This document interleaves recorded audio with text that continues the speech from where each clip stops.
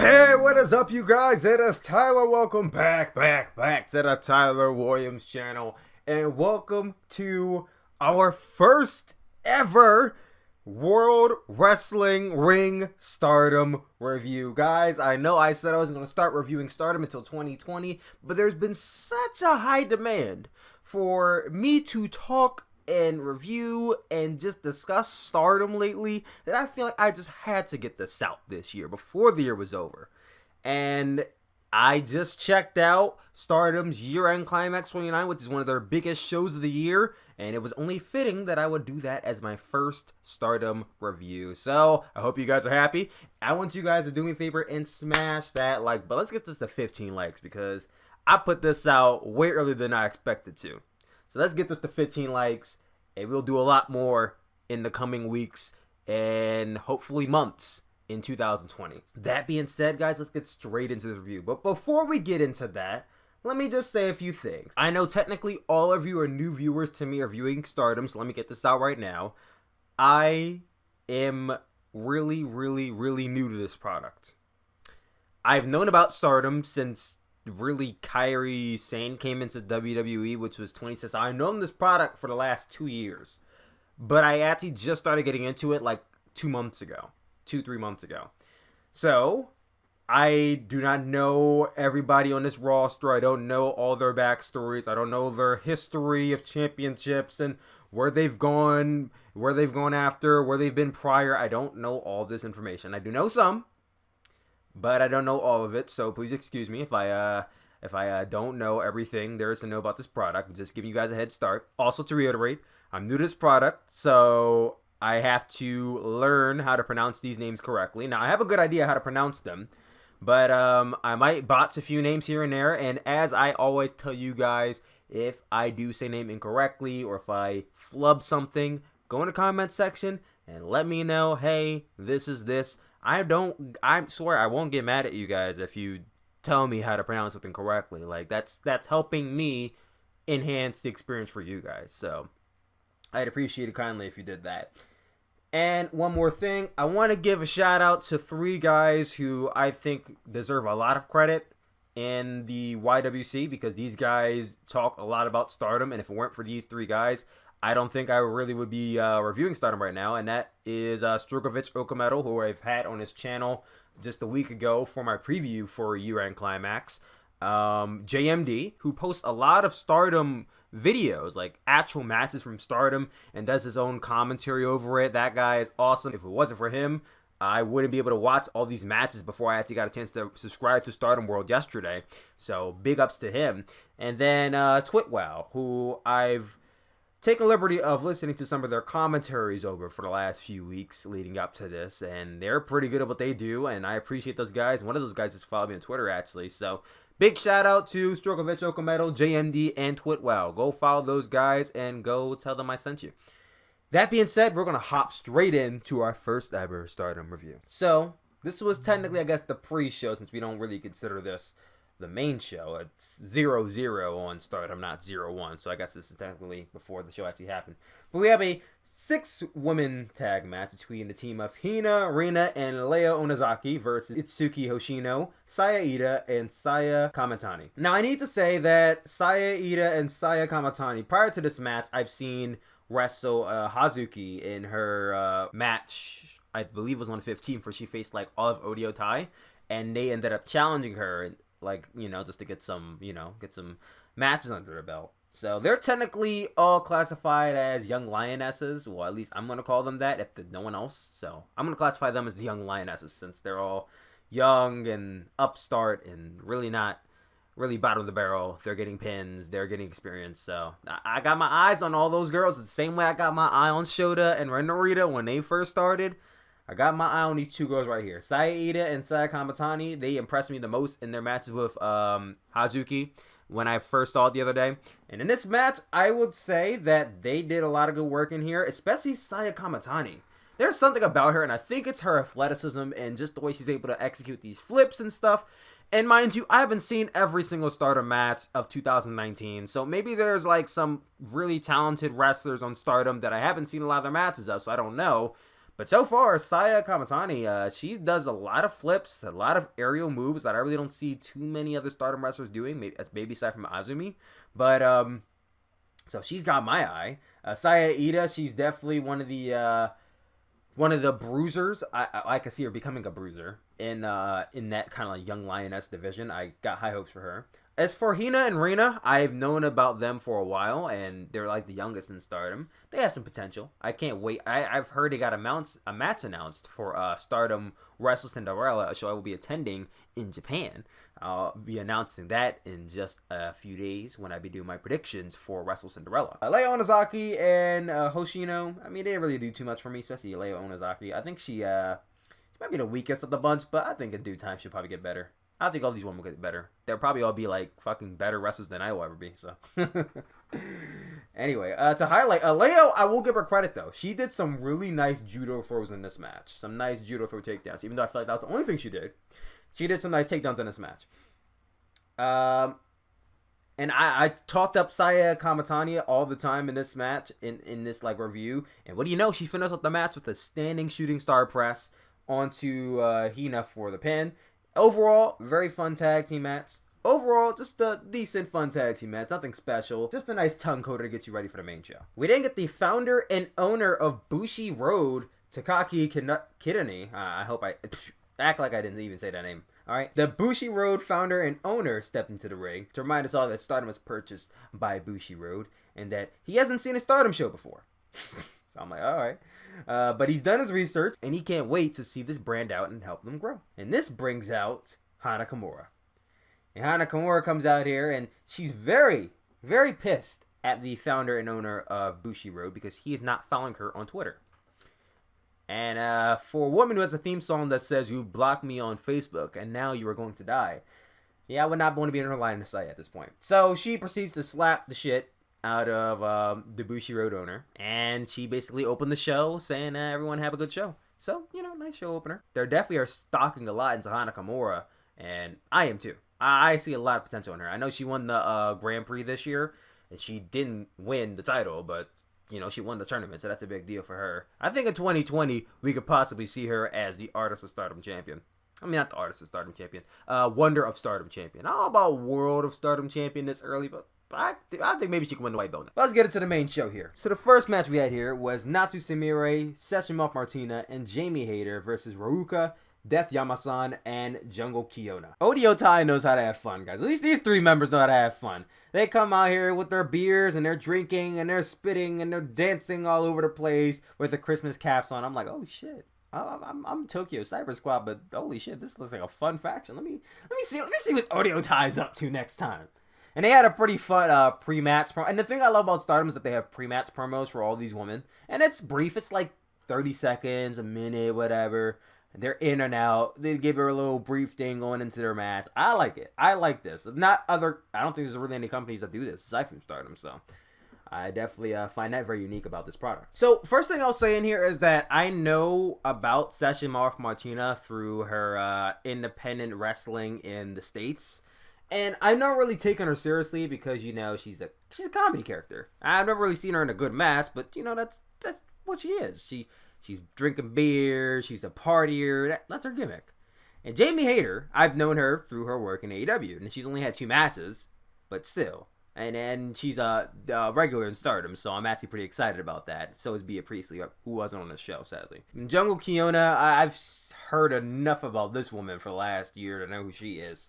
And Ruka, Death Yamasan, Natsu Sumire, they're all pretty new to me. So in their pre-match promo, Oedo Tai is talking about how they're going to spit all over Jungle Kyona in this match. So at one point they have her on ropes and they're drinking and they're, you know, having a toast or whatever. And they get the idea, hey, we're going to all spit in her face at one time. So they're getting their beer ready to have their back turned to Jungle Kyona. And I don't know where this umbrella appeared. Maybe she's a magician and she made it appear out of thin air. I don't know. But all of a sudden she has an umbrella in the ring with her. And they're about to spit. They're counting down 3, 2, 1, and they go to spit on her, and she does the Marty Skrull umbrella shit to them, and basically blocks it, and then repels the umbrella spit back onto them, which I thought was pretty funny. Jungle Kyona and Jamie Hayter, they faced off for like 1 good minute, and I'm like, holy fuck, let me have this match right now.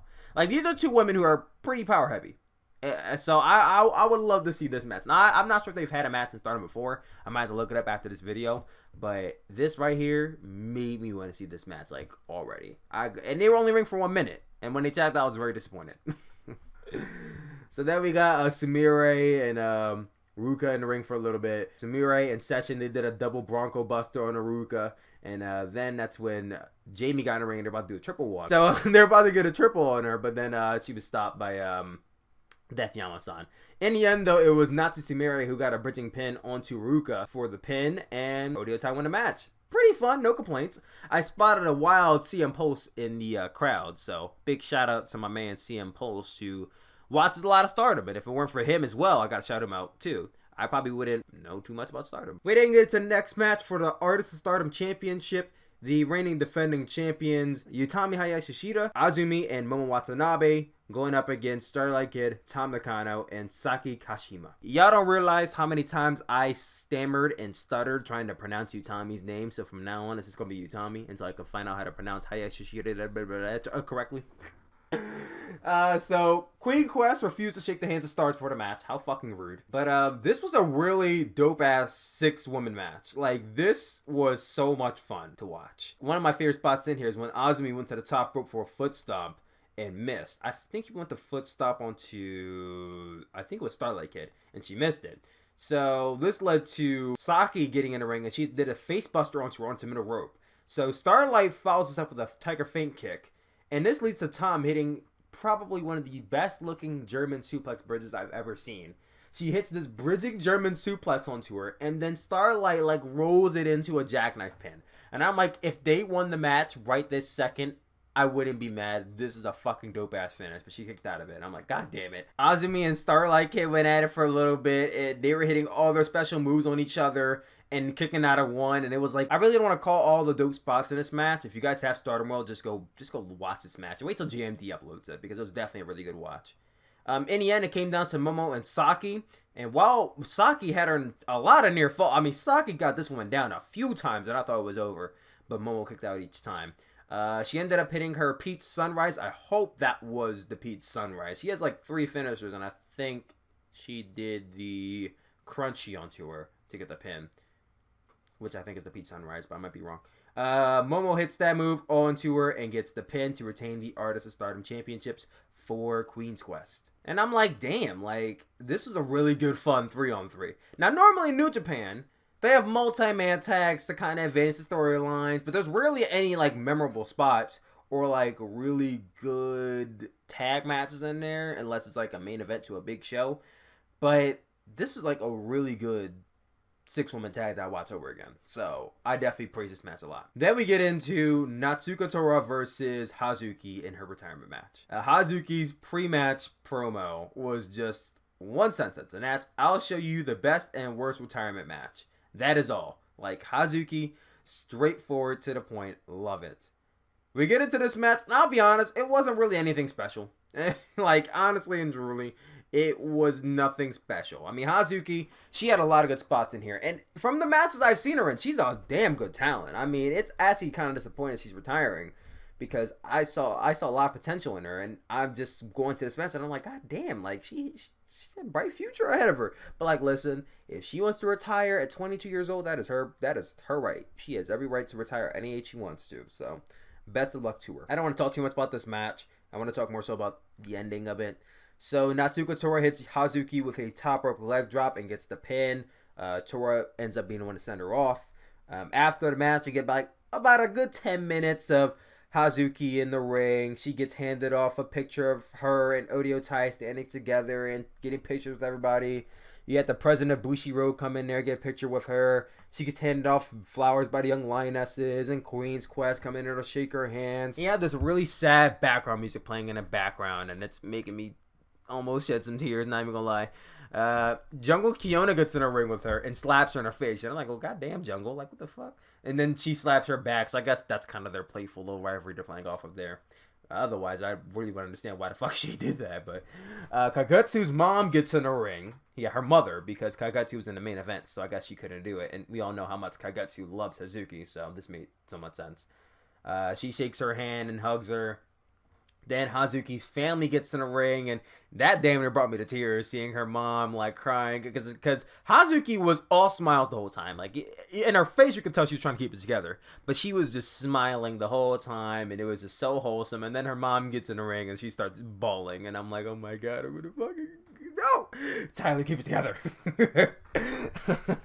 So you have her mom, her brother, and her sister, and they pose with her, and then she gets the microphone and she says some pretty noteworthy stuff in her post-match promo, saying how she didn't want to retire like this, and that she hopes that no one in the future retires the way that she retires.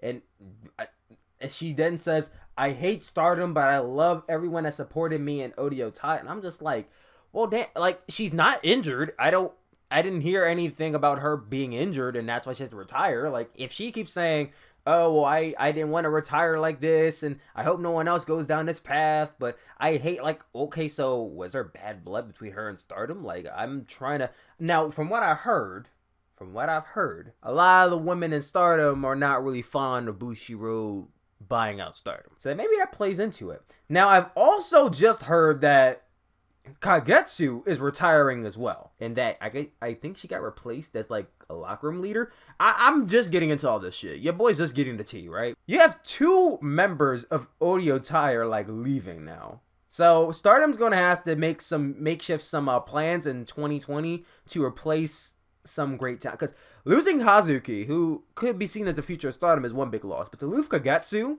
who's like one of your big 4, that's a huge blow.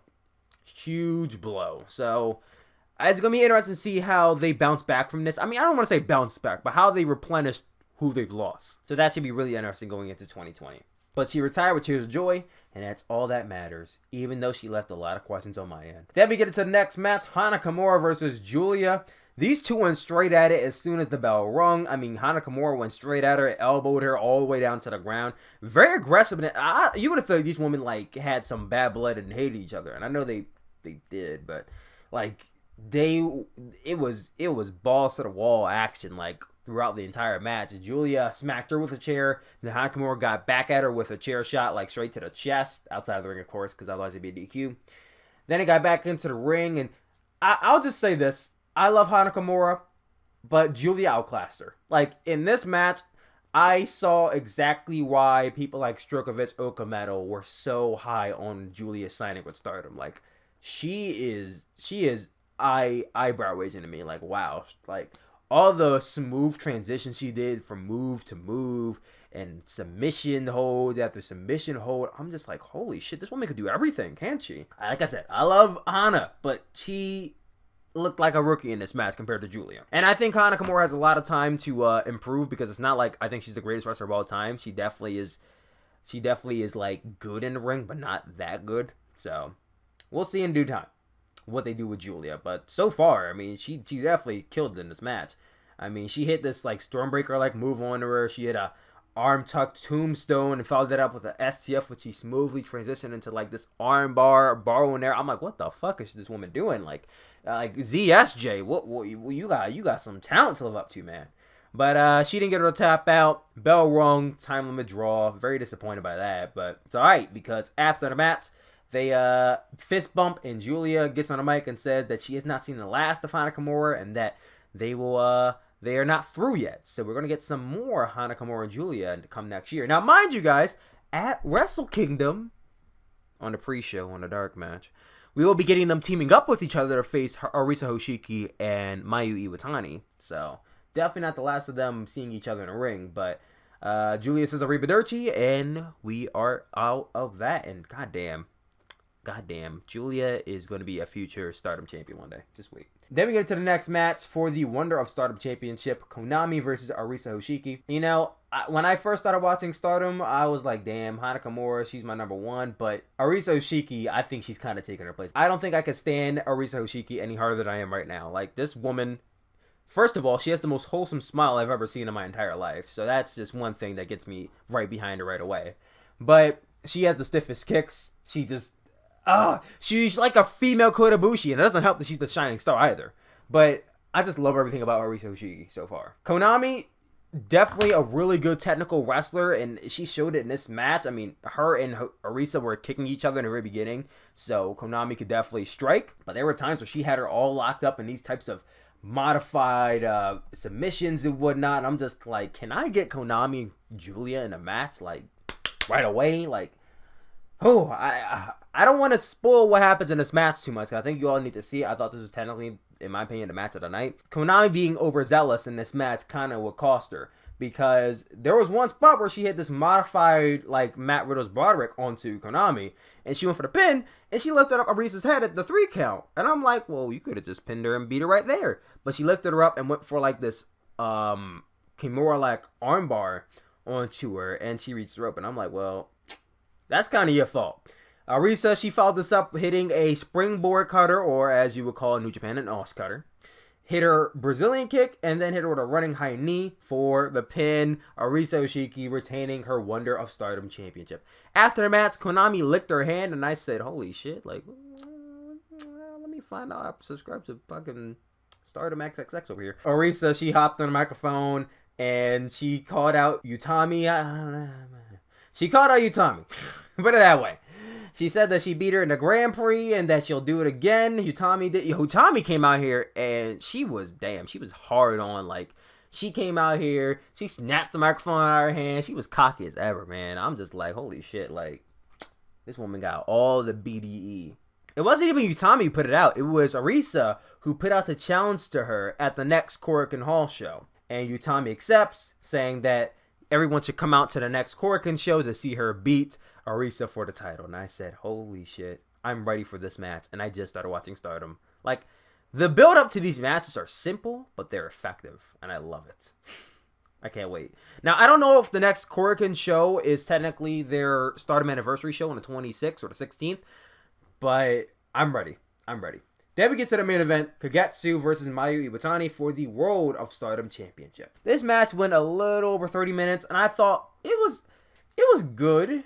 I think the first, like, 10-15 minutes were kind of slow, as most, like, 30 minutes Japanese matches go. Like, it's kind of a slow start, but then after that 20-minute mark, it starts to kick in a high gear. Like, once that 20-minute mark hit, that's when it started to kick up. Like, Mayu went for moonsault, and Kagetsu got out of the way and spit mist in her face, and she hit her fireman's carry to her 450, and I thought it was over. I'm like, holy shit, that's her combination, isn't it? Like, I say combination like it's a video game. Like, that's her setup, isn't it? Like, it's over. She hits that, and Mayu kicks out. I'm like, okay, we're still going, let's go. There were some nice exchanges and counters and kickouts. Kagetsu hits the same combination again. Poison Mist, this time Blue Mist. Poison Mist, Fireman's Carry, 450. Then hits another Fireman's Carry. And I'm like, well, at this point, it's got to be over. And she kicks out again. I'm like, well, goddamn. Like, Mayu kicked out of these combinations like twice. And I don't know if it's... I don't know if I want to call it, like... I don't know if I would bury that move that much. But, like, damn. I don't know if I would have had her kick out of, like, 2 of the ending sequences twice. But I don't watch Stardom like that. Maybe this is Mayu's character, that she has that much fighting spirit. But that was weird to me. Anyway, Mayu ends up hitting a tombstone on the Kagetsu and follows it up with a moonsault for the pin to retain the World of Stardom Championship. After the match, he celebrates with her trophy, which she breaks because she leaned on it too much. She thanked Kagetsu, saying that she was her best and worst rival of the year, and that next year, she wants her to be her best and worst rival of the year. Little does she know, Kagetsu won't be there anymore after January. But Momo Watanabe gets in the ring here. Momo had nothing to do with this match, but she wanted to involve herself anyway. She gets in the ring, and she challenges Mayu Iwatani for the World of Stardom Championship at the Stardom Anniversary Show on January 19th, which Mayu accepted. And I said, God damn it, I wish I would stay in Japan for an extra 7 days so I could see that Stardom Anniversary Show. But it's fine. I'm cool with the Wrestle Cinderella show I'll be seeing. After the match, he gave us a little recap of 2019. All the women in Stardom sat in the ring. They watched on. And then that's when they announced that Stardom will be having a match at Wrestle Kingdom. And all the women were so happy and overjoyed. It was very nice to see all the women like react to that. That was pretty cool. But yeah, guys, that was your Stardom year-end Climax 2019 review. What did you guys think? Comment down below. Let me know. I love you guys as always, and I will see you all later for my next Stardom review, whenever that is. I'll be putting out a preview for Wrestle Cinderella 2020 in just a few days, so do yourself a favor and go look out for that. Love you guys always, and I will talk to y'all later. Peace out, guys.